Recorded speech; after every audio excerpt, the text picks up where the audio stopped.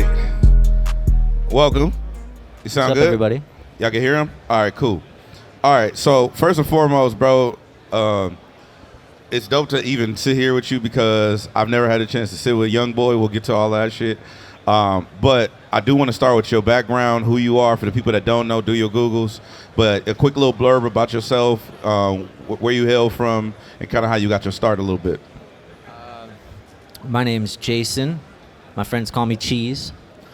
I've been doing this since I was a teenager. I think I started, my buddy picked up guitar, and he wanted to start a band, and I didn't play any instruments at the time. I was playing guitar with my dad, like, a little bit.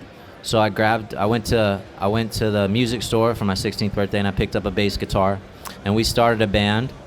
We started playing music, and you know, for me, I think why I gravitated so hard into music itself was I had a tough time communicating as a kid, and I was able to express these emotions that I didn't really have hold of at the time because I didn't really figure out myself till like my mid-20s. I was a really angry kid, and yeah, we started a band, and then I got a 4-track tape machine, and then we started recording the music, and I was listening back to it, and I was like, whoa, this is amazing.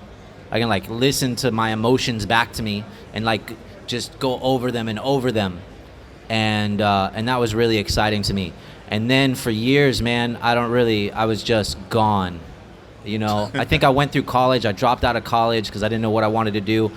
And we had like a 2x3 room under a staircase that I had my studio set up in, I swear to God. And it was a 4-track tape machine and my instruments. And these kids would open the door and just see me working in there making music, you know? And I just didn't stop, I think. You know, I when I was in my 20s and moved to New York, I realized this is what I wanted to do for a living. And I you know why I decided to become an engineer? I didn't want to give somebody else control of my music, right? Because I'm a control freak at the end of the day, as an engineer, right? I think all of us are that get involved in this. And if I wanted it to do something or to make me feel a certain way, I didn't want to have to explain that to somebody. And I think that's why we're so good at deciphering what people describe to us, right? I want that blue, I want that red, I want that sound like the sand on the beach, right? Because we come from a place where it's like, well, we wanted control over that.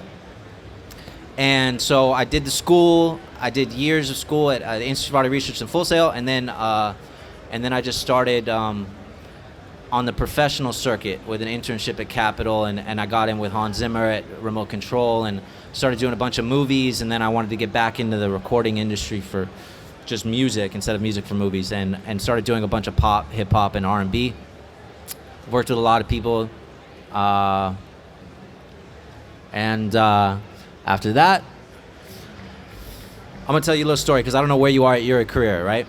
But if you're at your place in your career where it's like you're working the 18-hour days, you're working the 7 days a week, you're canceling dinner with your girlfriend, or whoever's able to make time to see you, and you don't know what you're pushing for. I did that for about 10 years, right? I was living in a $350 room, and all I wanted to do was be the best. I just kept learning, I just kept pushing, I just kept trying to fill this space inside of me to be better, right? And I had nothing to show for it. My family was just like, what are you doing with your life? And it's like, it's the only thing that made me happy, man, because if I wasn't waking up for music in the morning, then I probably wouldn't get up, right? And I think what that did was get me to a place where, all right, I wanted to know all the steps, everything that went into it, and I got pretty good, you know? I think it's so important what you just said as far as like where people are in their steps. Yeah. What led you to that first big session? Was it you imposing your will? Yeah, or was it the first big one that you remember when you're reading through the books, the history books of your life? Yeah. So I was working 14 to 18 hours a day, 7 days a week. I'd show up early, I'd leave late at the studio. I was a house guy, right? And I was just trying, I was going to every room, I was listening to every speaker system, I was running signal through every piece of gear, I was reading every manual, I was understanding every bit of the flow that we deal with on the day-to-day, right? And there was one morning where I showed up, it was like kind of around brunch, and I go to the big studio room, and I know I have the studio empty to myself, so I can just, that was my favorite, because I could do I could like run the signal through like 3 compressors just to hear what it sounds. Let me go to that LA2A to CL1B to see what it sounds like, you feel me? Like, I don't know if I want to run that in a session. I'm under pressure, I'm in the chair, we're on fire. Like, yeah, we want to try new things, but like, you know, I think the point of that is to being able to manipulate the tools that we understand, right? And then we get into this imaginary place of like creativity, right? And Kendrick was sitting on the steps, the Studio F, and I called the studio manager. I go, yo, Kendrick's on the steps. There's nobody here. And he says, open up the room. I'm in Studio F and engineer the session. And I was like, okay. So I like get the room set up. I know what I'm doing. I could do this with my eyes closed, but like Kendrick's sitting in the chair now. I make sure he's comfortable. I get the computer set up. We get the microphone going. And I sit down and we're about to go. And lucky for me, there's a legend I came up with. His name's Blake, right? And I tapped Blake in to sit in. But that song was Goosebumps, right? That song that we did that day, right after that was Goosebumps. But I don't know what that moment would have been like if I didn't come in to get in that room early, to run some gear, to find him sitting on the steps, to get him in that room, and to be part of that moment, which was really, it kind of gave me something, right? You're like, all right, I need a plaque. They don't want to hire me. I don't have a plaque yet. All right, you get a plaque. I need a bigger plaque. They don't want to hire me. I need a bigger plaque. I need to work with this type of artist. No, the time we put in doesn't seem to be enough sometimes, and that helped me, you know, say, oh yeah, this is what I did. This is what I was part of. And people are like, oh cool, what's your name? Right? Doesn't really mean anything to me because I don't feel like anything changes on our journey, right? We just get more accolades. But yeah, the Goosebumps one was a big one. That's crazy. Is it? First of all, give it up for that. That's crazy, bro. So it just shows like work ethic and also being in the right place, the right time. I always talk about just showing up and doing your best work. When it comes to your approach to your workflow, though, is there a specific way that you set it? You said you set up the studio, you had to get it all ready, and then you brought him in. Is there a specific way you set up your workflow before you go into prep? Yeah, so I came up pretty traditional. I did a lot of the traditional work on myself, on my ears. I know professional studios really well. I know the gear in them. I know how they sound. I know how to maneuver them really, really well. And then I got against the wall, and I felt like I wasn't really pushing my creativity to a place that I wanted to go, right? And then I had this idea, which wasn't a new idea, but it was an idea that I wanted to put my energy into, which was record anywhere. I wanted to get out of the studio. I want to tear down the walls. I want to record right here if that's what the artist wants to do. Put the microphone up there and get usable material that I can put on the fucking radio if I want to. Right? Yeah. And I did that. And some big moments along that journey were like being in the worst environments you could imagine, man. Like a moving tour bus, right? And you're recording it on the tour bus, and then you don't have real speakers, so you're on headphones, and then you mix and master a record, and that record goes platinum, and everybody loves it, right? Or you're at a music video shoot, and you got the trailer in the back, and you're on Hollywood Boulevard, and there's cars feet from you, and the artist gets 30K to drop a verse, and everybody's like, yo, this is fire, and you just made mad money, and you're in a like a clothing suite, right? And so I came up with this method that works. It's a backpack in a Pelican case, right? And I can go anywhere with it. I can drop it in the back of a truck. I can throw it on a jet. I can get it on a plane, and we can do it anywhere. Can you tell us what's in that case? Yeah, so I rock with the Apollo Twin X. I do the Sphere microphone. I guess it's a UA microphone now, but they haven't hit me, so, you know, Universal Audio, I'm right here.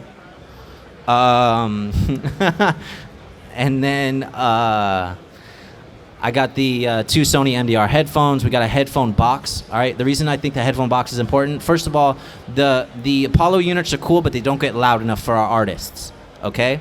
So I like to reamp out of the headphone amp and give them another amplifier into the ears. I've never heard that before. That's crazy. Yeah. So like, you know, you can hear the speaker just vibrating in their heads. You're like, and you're getting mix notes too. They're like, yo, can you turn the vocals up just a little bit and like maybe EQ that part? I'm like, yeah, sure, no problem. Like what could you possibly hear through all that distortion? But you know, and then that has 4 outputs, right? So if I got a guest in the studio or I got another songwriter or anybody, we can run 4 at the same time, and we split those out. And then I have I think it was really meant for these type of speakers, right? These speaker stands. So just a cheap on-stage stand that I put 4 microphones in.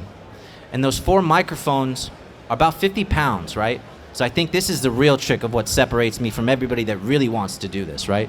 Because I feel like acoustics, I mean, if you don't have your acoustics down, then you got to get them down before you do it. Because the acoustics are one of the most important parts of the job. And so if I had him sitting right here and I had all this noise going around, I'd set up 3 speakers, 3 stands around him, maybe 1 in front and the microphone, right? And I'd get all the back noise out of the chain. And I'd get a lot of the front noise out of the chain. And I'd be dealing with the top stuff, right? But with the microphone that close and with all this other stuff and the way we slam a track with a 2-track or with whatever we're working with, I'm pretty confident that no matter what, I would still get an amazing record right here, sitting right here. That was crazy what you just... I hope y'all got that, but that was fucking crazy what you just broke down right now.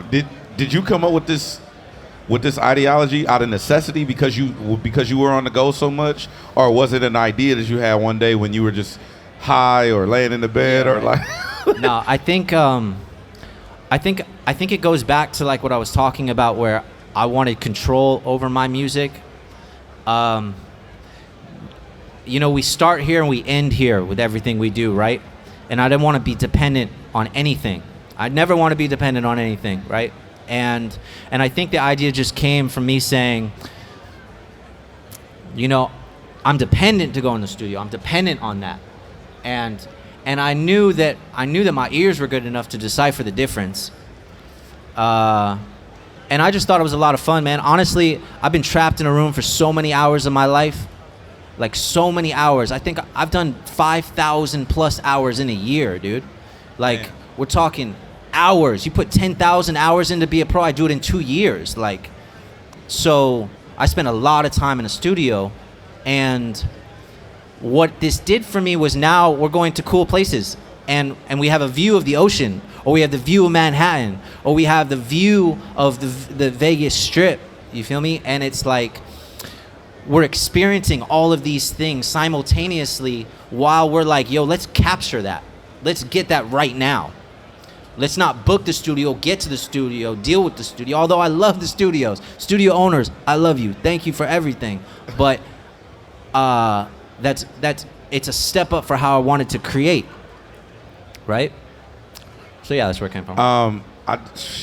You just gems, bro.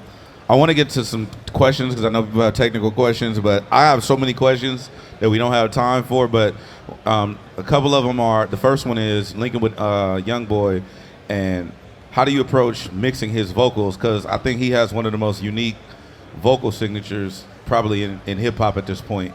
Yeah. So I think we were meant to meet each other. I think we met each other, and you know, there's a lot of things that make that relationship work. And y'all have those artists that you connect with, right? I can do all different styles of music, sonically, right? It's not so much a sound. I mean, I'll get a little bit more descriptive on it, I guess, but it's more so, look, it's a live performance. Here, I'll go this direction. It's a live performance as much as it is on you as it is on him. Okay, you know, we're punching in, we're going on the go, right? We're the pen and paper, I've said this before, right? So it's really fast. And while this is all happening, we're getting those vocals comfortable for the artist, right?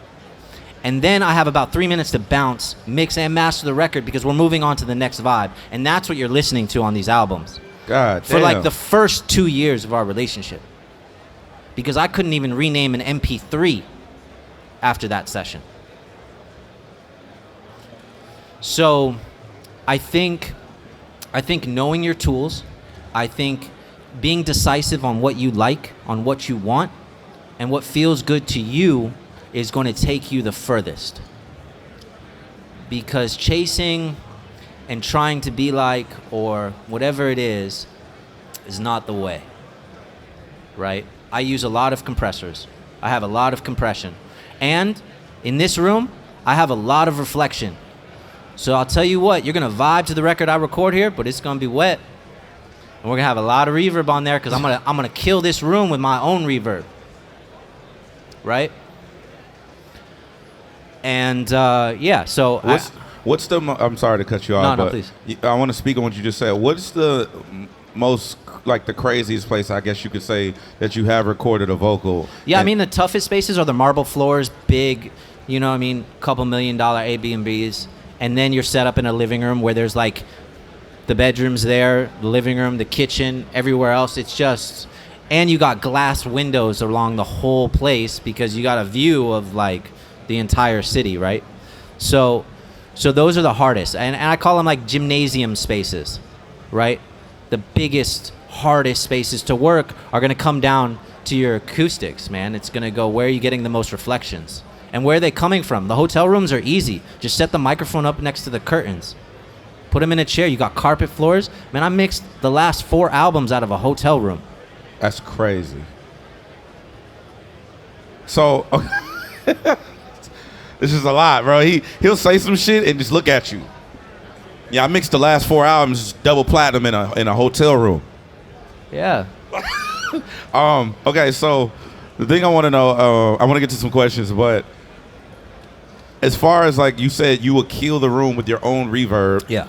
And you say use a lot of compressors. What specific compressors do you use? Yeah, EQs? so I guess the go-to compression. So I like the, if I'm trying to, this is a Jason Joshua tick. I'm really excited for him. He's going to be up on this floor with Fabian and MixedByAli at 5 p.m. I'll be here for that too. But there was something I heard him say, and I think it's because his mixes are so loud, was getting rid of your mid-range a little bit, right? Because of the ears and how they perceive audio, right? So I like the multi-band compression. I like to take a little off the mid. I use the MB fab filter to cut up my middle, so I can push harder and not have the 1 to 3K scream. So it's a smoother response. Honestly, I pushed it aside for a long time, but when you squash it out of that Digi or whatever it is now, Avid L2, there's a sound to it.